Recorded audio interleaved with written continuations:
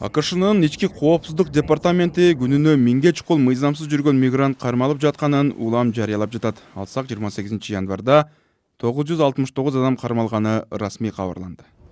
Мындай маалыматтар ал жакта жашап жаткан кыргызстандыктардын дагы тынчын алууда. Анткени АКШга Мексика аркылуу кирип, учурда миграциялык процесстерден өтүп жаткан мекендештер көп.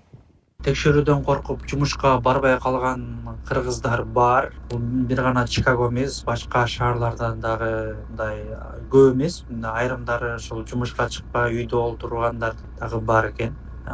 Бирок алгачкы Трамптын буйругу күнү көптөгөн кыргыздар коркконунан жумушка чыгышкан эмес. Латын Американан келген мыйзамсыз мигранттарга чоң таасир этти.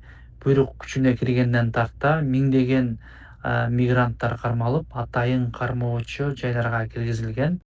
Кошмо Штаттарга жаңы барган айрым мекендештер соңку кырдаалдан чочулап жумушка чыкпай жатканын өздөрү дагы Азаттыкка ырастады.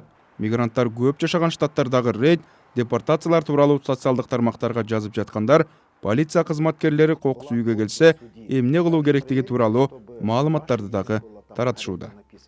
Азыр ЭСтин офицерлери дагы эң биринчи очередте, кезекте дейли, кылмыш дүйнөсүнө аралашып кеткен. Бул Америкада болсун, же болбосо өзүнүн өлкөсүндө болсун кылмыш дүйнөсүнө аралашкан, мыйзамдарды бузуп жүргөн адамдарды уже билишет экен. Ар кимди ошо иштеген жеринен, үйүнөн эле терип алып депортация кылып атышат массалык түрдө. Биздин мекендештерге мунун таасири барбы десек, буюрса таасири болбойт. Себеби мекендештердин баардыгы 99% дейли мыйзамдуу статуска ээ бул жерде. Президенттик кызматка жаңы киришкен Дональд Трамп иммиграцияга жана Мексика менен чек арага байланыштуу жарлыктарын Американын улуттук коопсуздугун жана суверендүүлүгүн коргоо аракети менен түшүндүрүүдө. Ал документтерде өлкөнүн түштүктөгү чек арасын картелдер, кылмыштуу топтор, керек болсо террордук топторго байланышы бар кишилер, адам аткезчилери көзөмөлдөп калганы, чек арадан маңзаттар кирип жатканы белгиленген. Дагы бир жарлыкта АКШнын аймагына мыйзамсыз жолдор менен кирген чет элдиктер арасында потенциалдуу террорчулар, тыңчылар, трансулуттук кылмыштуу топтордун өкүлдөрү жана ниети бузук тараптар бар экени жазылып, ар бир өлкө чек арадан өтүп жаткан жарандарды тыкыр текшерүүгө укуктуу экени көрсөтүлгөн. АКШда мигранттарга юридикалык колдоо көрсөтүп жүргөн Актелек Туңгатаров кыргызстандыктарга мыйзамдуу жүргөнүн далилдеген документтерди жанына ала жүрүүнү сунуштады.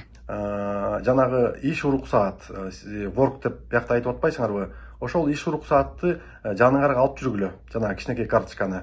Анткени ал федералдык Америка боюнча жалпы баардык штатында жарактуу иштегенге мыйзамдуу деген бул документ. Ал документти биякта мыйзамсыз жүргөн кишилерге бербейт бийлик. Ошондуктан ошол эң маанилүү документ. Ал документиңер жок болсо, же срогу бүтүп, арызды тапшырып жаңысын ала элек болсоңуз, ошо эски мөөнөтү өткөн карточкаңызды ала жүрүңүз. Анан тапшыргандыгыңыз тууралуу өкмөттөн келген тастыктоочу, receipt notice деп атпайбызбы, жана кабыл алдык деген катты ала жүргөнүңүздү мен сунуштайт элем. Эгер сиз Мексикадан келип, сиздин ишиңиз соттун, иммиграциондук соттун карамагында болсо, анда жанагы I-862 деген форма бар, сизди сотко чакыруу. Ошол кагазды алсаңыз, ал дагы жакшы. I-94 документ дагы аябай маанилүү документ. Эгер I-94 формаңыз болсо, аны да жаныңызга чыгарып алышыңызды мен сунуштайт элем.